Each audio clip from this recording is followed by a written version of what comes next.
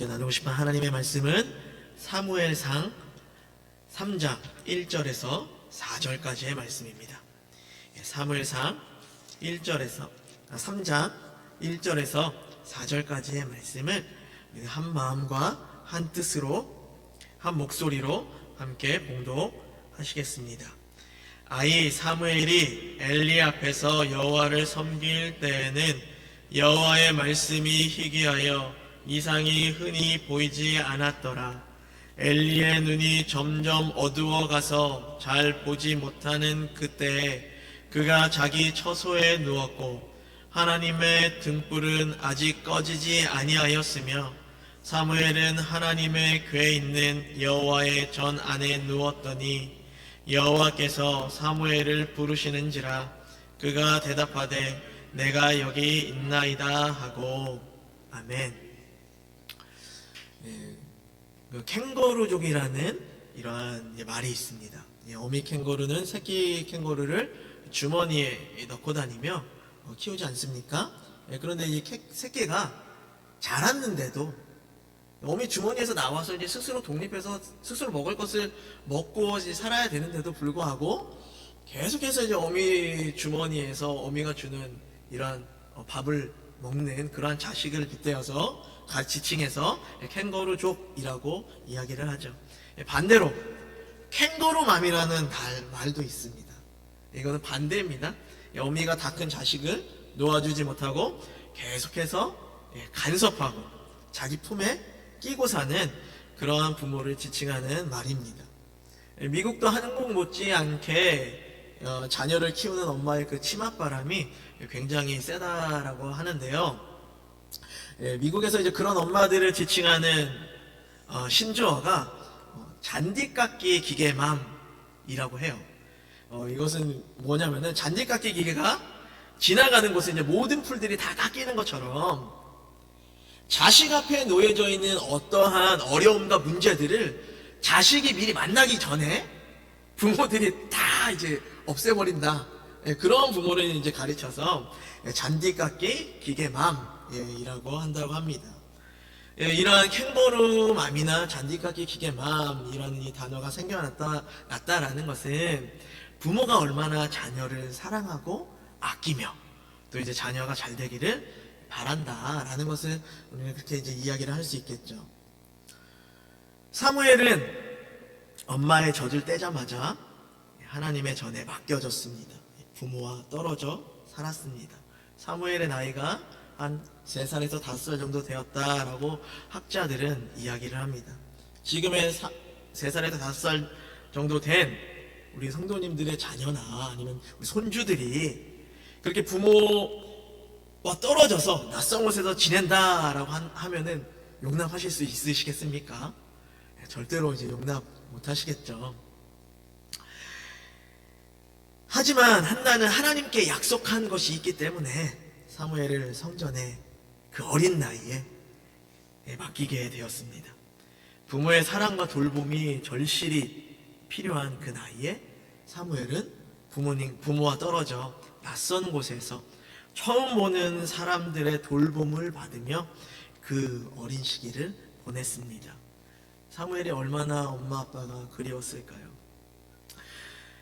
또 이제 그렇게 엄마 아빠와 떨어져 살면서 사무엘은 어릴 때부터 자신이 감내해야 할 그런 일들이 어느 정도는 또 주어졌을 겁니다. 그리고 그 주어진 일에 어떤 실수가 있었다라면은 그에 따르는 책임을 그 어린 나이에 또한 져야 했었을 것이고요. 사무엘 앞에서 사무엘을 무조건적으로 보호해주고 변호해줄 사람이 아무도 없었습니다. 어릴 때부터 혼나지 않기 위해 사무엘은 사람들의 눈치를 보면서 그렇게 살아야 했었을 것입니다. 저희 막내가 저희 둘째 눈치를 굉장히 많이 보거든요. 저희 둘째가 굉장히 세요. 그래서 저희 둘째 눈치를 많이 보는데 항상 이제 둘째 언니가 갖고 있는 그런 물건을 자기도 이제 좀 만지고 싶어서 언니 몰래 이제 그것을 이제 갖고 거실에서 이제 갖고 있다가 놀다가 방에서 발자국 소리가 나면은 마치 자기는 안 만졌고 그냥 이 물건은 언니 물건은 그냥 여기에 고스란히 있었던 것처럼 가만히 있는 그러한 모습을 보면서, 언니 눈치를 보는 그러한 모습을 보면서 얼마나 안타깝겠습니까, 부모로서. 사무엘이 그랬다라는 것이에요. 사무엘을 생각을 하면은 얼마나 그렇게 눈치를 보며 살았을까, 너무 마음이 안쓰러웠습니다. 또한 사무엘과 함께 지냈던 그 엘리의 아들들, 엘리 제사장과 함께 사무엘이 어렸을 때부터 지냈기 때문에 그 엘리의 그 아들들, 그러한 그 자들은 어떠한 자들이었습니까? 사무엘상 2장 12절부터 엘리의 아들들에 대한 내용이 기록되어져 있는데요, 12절, 13절, 14절에 보면은 엘리의 아들들은 행실이 나빠 여호와를 알지 못하더라.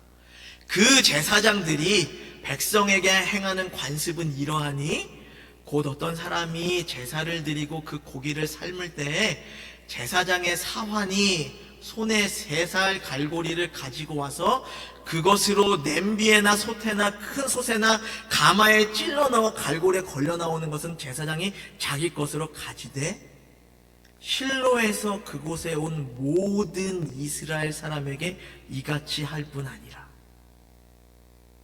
엘리의 아들들은 제사장이었습니다. 그들의 행실은 여호와의 보시기에 굉장히 나쁘다. 제사장인데도 불구하고 여호와를 알지 못했다 라고 기록을 하고 있어요. 이들은 하나님께 제사하러 온 사람들의 그 재물을 함부로 취했습니다. 이 이야기는 뭐냐면은 제사를 방해했다라는 거예요. 제사장은 어떠한 역할을 해야 됩니까? 예배에 오는 사람들의 제사를 도와서 그들이 하나님께 예배를 잘 드릴 수 있도록 돕는 역할을 하는 게 제사장인데도 불구하고 이들은 오히려 예배하러 온 사람들의 예배를 방해했다. 왜요? 욕심 때문에.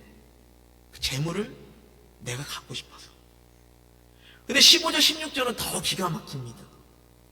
기름을 태우기 전에도 제사장의 사환이 와서 제사 드리는 사람에게 이르기를 제사장에게 구워드릴 고기를 내놓아라. 그가 내게 삶은 고기를 원하지 아니하고 날 것을 원한다 하다가 그 사람이 제사 드리는 사람이 이르기를 반드시 먼저 기름을 태운 후에 네 마음에 원한 대로 가져가라. 그런데 그가 말하기를 아니라 지금 내놔라. 그렇지 않으면 내가 억지로 빼앗아갈 것이다. 하나님께서 친히 정해놓으신 그런 율법에 뭐라고 말씀하셨냐면은 고기를 날 것으로 먹지 말라고 말씀하셨습니다. 피채 먹지 말라고 말씀하셨어요. 왜냐면 그 피에는 생명이 있기 때문에. 그런데 엘리의 아들들은 날 것을 좋아했나 봐요. 육회를 좋아했나 봐요. 날 것을 달라. 그 솥에 넣기 전에 날 것을 나에게 달라. 근데 그 제사 드리는 사람이 부탁을 해요. 아니 이 기름을 떼서 하나님께 먼저 드려야 되는데 이것만이라도 먼저 하고 나서 그 다음에 너희들 마음대로 해라. 그런데도 안 된대요. 지금 당장 내놓으래요. 하나님이 보시기에 정말 지금 당장이라도 죽임을 당해도 마땅한 인간들이었습니다. 그래서 17절에 이 엘리의 아들들의 죄가 여호와 앞에 심히 크다. 그들은 여호와의 제사를 멸시하였다. 제사장인데도 불구하고. 이들은 탐욕과 탐심이 가득했고 자신들의 권위를 함부로 휘두르며 하나님께 제사를 하러 온 예배자들을 괴롭혔습니다. 하나님의 말씀을 순종하지 않고 하나님을 전혀 두려워하지도 않았으며 하나님을 오히려 무시했던 자들이었다라는 것이죠. 그렇다면 이 자들과 함께 살았던 사무엘의 삶은 어떠했겠습니까? 심한 괴롭힘을 당하지는 않았을까요?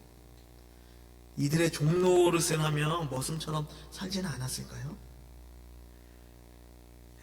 아무튼 사무엘은 굉장히 어릴 때부터 부모를 떠나서 굉장히 힘든 어려운 그러한 생활을 하였을 것 같습니다. 또한 이때 사무엘이 살았던 그 시대적인 그 상황에 대해서 3장 사무엘에서 우리가 오늘 읽은 사무엘상 3장 1절 말씀에 이렇게 이야기를 합니다. 이에 아이 사무엘이 엘리 앞에서 여호와를 섬길 때에는 여호와의 말씀이 희귀하여 이상이 흔히 보이지 않았더라. 사무엘은 사사들이 이스라엘을 다스리던 그 시기에서 왕으로 넘어가는, 왕이 나라를 다스리는 그 과도기에 살았던 마지막 사사였습니다. 그 사사들의 내용에 대해서 기록을 한 그 사사기, 이 사사기의 마지막 장, 마지막 절에는 그 사사기의 저자가 이 사사기 그 기간을 전반적으로 이렇게 평가를 하면서 이 사사기를 마무리를 하고 있어요. 사사기 21장 25절에는 그때 이스라엘에 왕이 없으므로 사람이 각기 자기 소견에 옳은 대로 행하였더라. 이렇게 사사기 시대를 이렇게 평가를 하고 사사기를 마무리합니다. 그때 당시의 시대 상황이 그랬다라는 것이에요. 사무엘이 살았던 그 시대가 왕이 없으면, 여기서 이야기하는 그 왕은 누구겠습니까? 하나님을 이야기를 하죠. 이스라엘 백성들에게는 하나님의 존재에 대해서 그들은 하나님을 인정하지 않았다라는, 그래서 자기 소견에 옳은 대로 자기들의 멋대로 그렇게 살았다. 사무엘이 살던 그 시기에는 빛 대신 하나님의 그 임재하심이 거의 느껴지지 않는 어둠이 가득한 그러한 때였다라는 것입니다.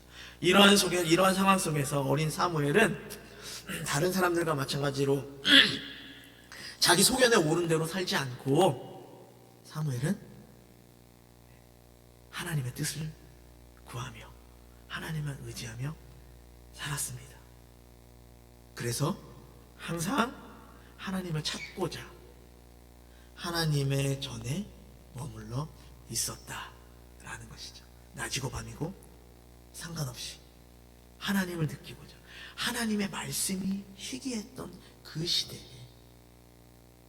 사무엘은 하나님을 찾고자, 하나님의 말씀을 듣고자, 밤에 엘리 제사장은 자기 방에 들어가서 자는데 사무엘은 자기 방에 들어가서 잠자는 것이 아니라 여호와의 궤가 있는 여호와의 전에서 누웠더라.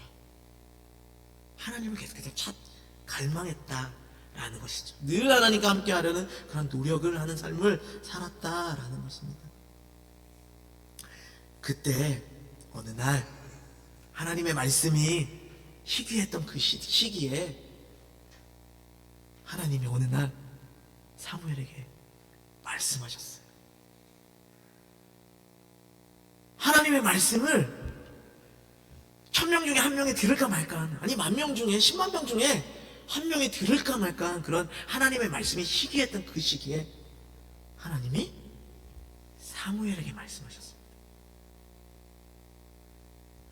오랜 침묵을 깨시고 하나님이 입을 여셨다라는 것이, 바로 이렇게 하나님의 입을 열도록 한 것이 누구 때문인가요?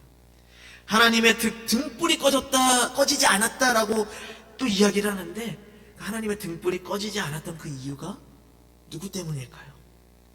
하나님을 왕으로 인정하지 않고 자기 소견이 옳은 대로 마음대로 살던 그 시기에, 심지어 제사장조차도 하나님 앞에서 심히 큰 죄를 저지르는 그 시기에 하나님만이 우리를 다스릴 그 왕이다라고 인정하며 그 말씀이 들리지 않아도 항상 하나님 앞에 머물러서 그 말씀 듣기를 간절히 원했던 바로 그 어린 아이 사무엘 때문입니다.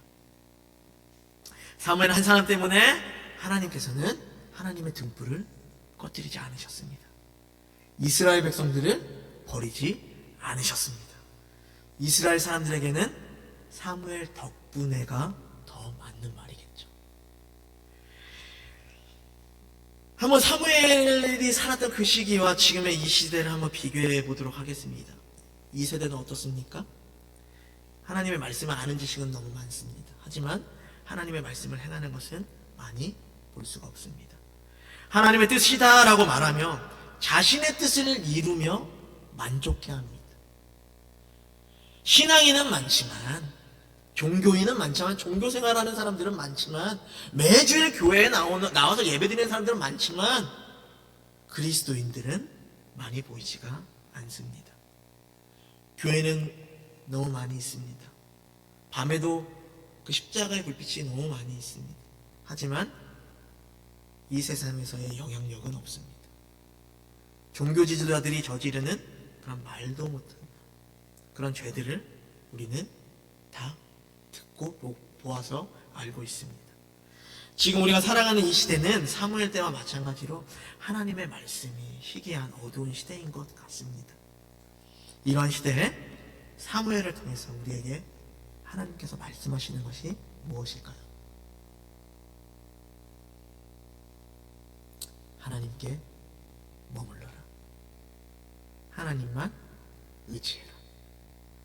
하나님을 갈망해라. 내 삶의 주인이 하나님이시라는 것을 인정해라. 하나님의 말씀이 안 들리더라도 포기하지 말아라. 자기의 소견에 오른 대로 살지 말고 하나님의 말씀대로 살아라. 이것이 하나님께서 사무엘을 통하여 우리에게 주시는 메시지인 것 같습니다. 이 어두운 시기에 항상 하나님께 머물렀던 사무엘을 통해 하나님께서는 놀라운 일들을 행하셨습니다. 사무엘은 이스라엘의 가장 위대했던 왕, 예수 그리스도의 뿌리가 되었던 그 다윗을 세우고 그의 머리 위에 기름을 부은 사람이었습니다. 그리고 또한 다윗은 이스라엘을, 즉 하나님의 나라를 가장 위대한 나라로 세웠던 가장 위대했던 왕이었습니다.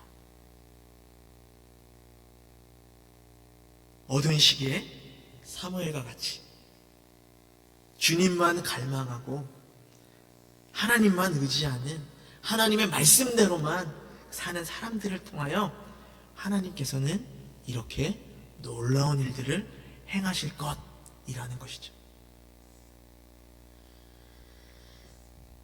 그래서 우리 선한이웃교회 성도 여러분 모두는 내 삶의 주인이신 그런 하나님을 갈망하시기를 바랍니다. 그런 하나님만 사모하시기를 바랍니다.